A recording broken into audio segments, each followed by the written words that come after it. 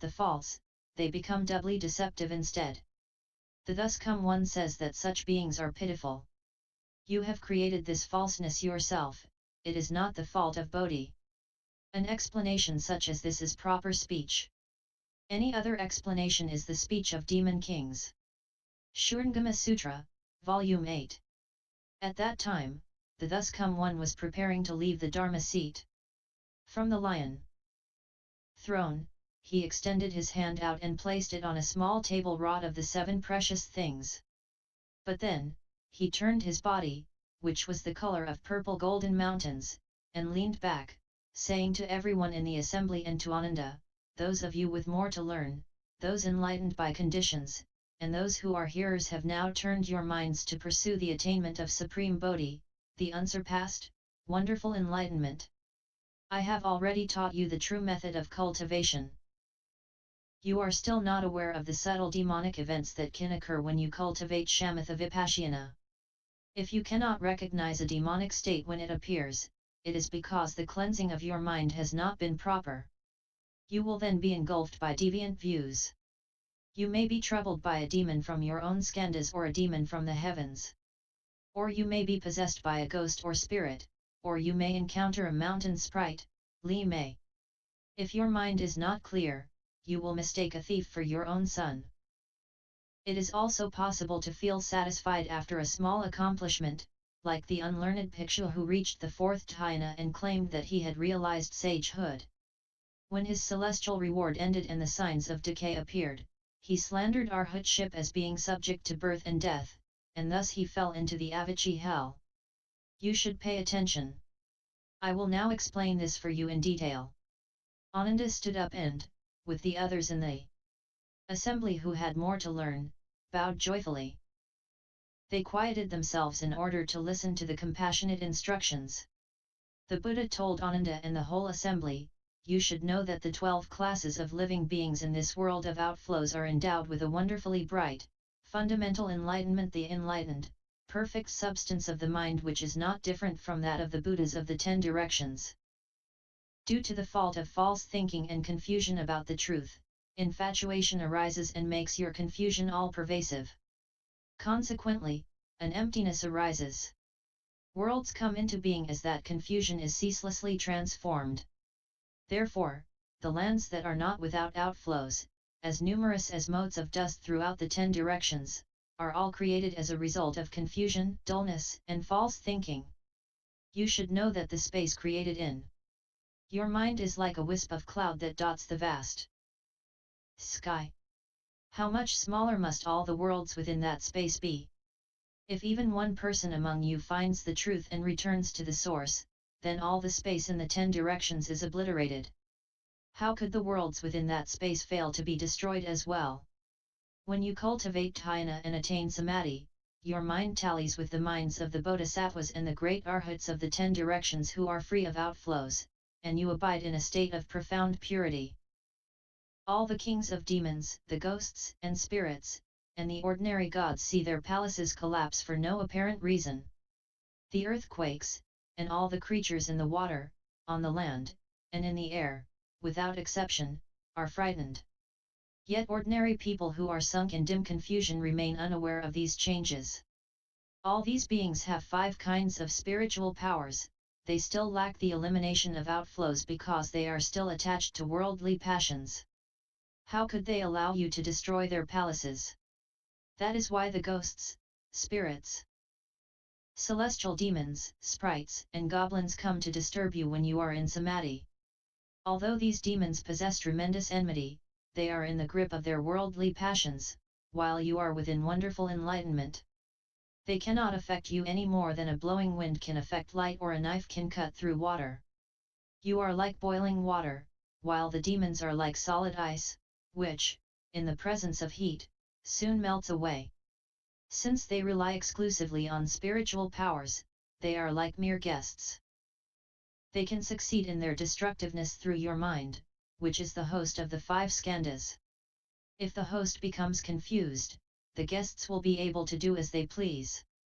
When you are in dhyana, awakened, aware, and free of delusion, their demonic deeds can do nothing to you. As the skandhas dissolve, you enter the light. All those deviant hordes depend upon dark energy. Since light can destroy darkness, they would be destroyed if they drew near you. How could they dare linger and try to disrupt your dhyana samadhi? If you were not clear and aware, but were confused by the skandhas, then you, Ananda, would surely become one of the demons. You would turn into a demonic being. Your encounter with Matanji's daughter was a minor incident. She cast a spell on you to make you break the Buddha's moral precepts. Still, among the 80,000 modes of conduct, you violated only one precept. Because your mind was pure, all was not lost. That would be an attempt to completely destroy your precious enlightenment. Had it succeeded, you would have become like the family of a senior government official who is suddenly exiled. His family wanders, bereft and alone, with no one to pity or rescue them. Ananda, you should know that as a cultivator sits in the Bodhimanda, he is doing away with all thoughts. When his thoughts come to an end, there will be nothing on his mind. This state of pure clarity will stay the same whether in movement or stillness, in remembrance or forgetfulness. When he dwells in this place and enters samadhi, he is like a person with clear vision who finds himself in total darkness. Although his nature is wonderfully pure, his mind is not yet illuminated. This is the region of the form skandha. If his eyes become clear, he will then experience the 10 directions as an open expanse, and the darkness will be gone. This is the end of the form skandha. He will then be able to transcend the turbidity of time. Contemplating the cause of the form skandha, one sees that false thoughts of solidity are its source. Ananda, at this point, as the person intently investigates that wondrous brightness, the 4 elements will no longer function together, and soon the body will be able to transcend obstructions. This state is called the pure brightness merging into the environment. It is a temporary state in the course of cultivation and does not indicate sagehood. If he does not think he has become a sage, then this will be a good state. But if he considers himself a sage, then he will be vulnerable to the demon's influence. 2. Further, Ananda, as the person uses his mind to intently investigate that wondrous light, the light will pervade his body. Suddenly he will be able to extract intestinal worms from his own body, yet his body will remain intact and unharmed. This state is called the pure light surging through one's physical body. It is a temporary state in the course of intense practice, and does not indicate sagehood. If he does not think he has become a sage, then this will be a good state. But if he considers himself a sage, then he will be vulnerable to the demon's influence. 3. Further, as the person uses his mind to intently investigate inside and outside, his physical and spiritual souls, intellect, will, essence, and spirit will be able to interact with one another without affecting his body. They will take turns as host and guests. Then he may suddenly hear the sounds of Dharma being spoken in space, or perhaps he will hear esoteric truths being pronounced simultaneously throughout the 10 directions. This state is called the essence end. Souls alternately separating and uniting, and the planting of good seeds. It is a temporary state and does not indicate sagehood. If he does not think he has become a sage, then this will be a good state. But if he considers himself a sage, then he will be vulnerable to the demon's influence. 4. Further, when the person's mind becomes clear, unveiled, bright, and penetrating, an internal light will shine forth and turn everything in the 10 directions into the color of Jambunita gold. All the various species of beings will be transformed into thus come ones. Suddenly he will see Vairocana Buddha seated upon a platform of celestial light, surrounded by 1,000 Buddhas who simultaneously appear upon lotus blossoms in 100 million lands. This state is called the mind and soul being instilled with spiritual awareness. When he has investigated to the point of clarity, the light of his mind will shine upon all worlds. This is a temporary state and does not indicate sagehood. If he does not think he has become a sage, then this will be a good state. But if he considers himself a sage, then he will be vulnerable to the demon's influence. Further, as the person uses his mind to intently investigate that wondrous light, he will contemplate without pause, restraining and subduing his mind so that it does not go to extremes. Suddenly the space in the 10 directions may take on the colors of the 7 precious things or the colors of 100 precious things, which simultaneously pervade everywhere without hindering one another. The blues, yellows, reds, and whites will each be clearly apparent. This state is called trying too hard to subdue the mind. It is a temporary state and does not indicate sagehood.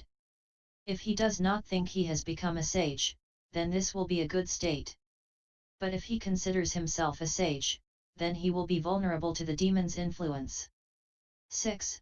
Further, as the person uses his mind to investigate with clear discernment until the pure light no longer scatters, he will suddenly be able to see various objects in a dark room at night, just as if it were daytime.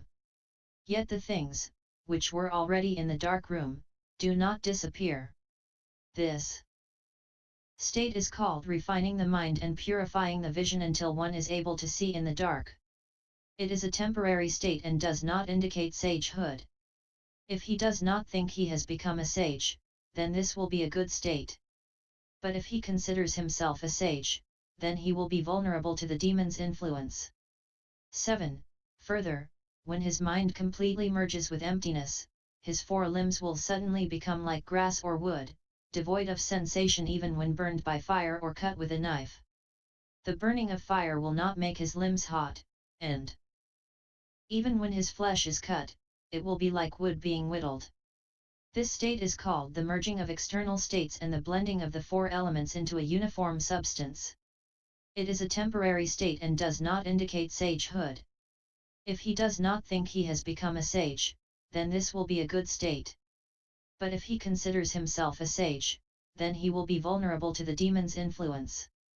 Further, when his mind accomplishes such purity that his skill in purifying the mind has reached its ultimate, he will suddenly see the earth, the mountains, and the rivers in the 10 directions turn into Buddha lands replete with the 7 precious things, their light shining everywhere. He will also see Buddhas, thus come ones, as many as the sands of the Ganges, filling all of space. He will also see pavilions and palaces that are resplendent and beautiful. He will see the hells below and the celestial palaces above, all without obstruction. This state is called the gradual transformation of concentrated thoughts of like and dislike. It does not indicate sagehood. If he does not think he has become a sage, then this will be a good state. But if he considers himself a sage, then he will be vulnerable to the demon's influence. 9.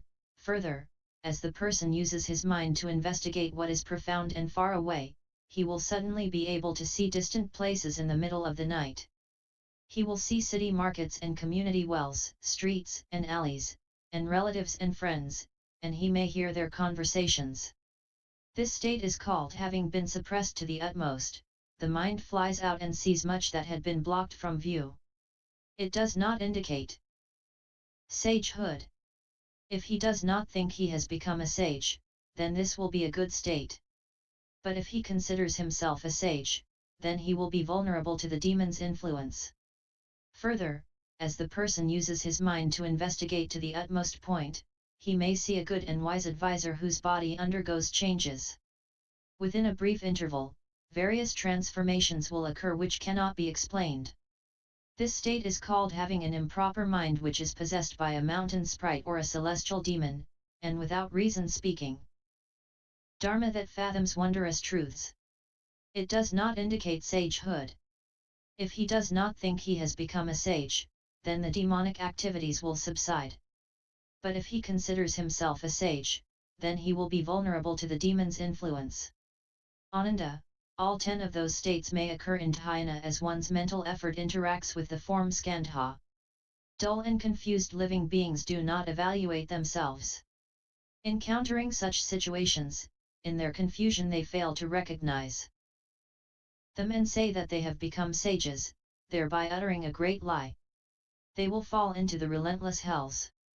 In the Dharma ending age, after the thus come one's nirvana, all of you should rely on and proclaim this teaching. Do not let the demons of the heavens have their way. Offer protection so all can realize the unsurpassed way. End of form Skandha, and SS011.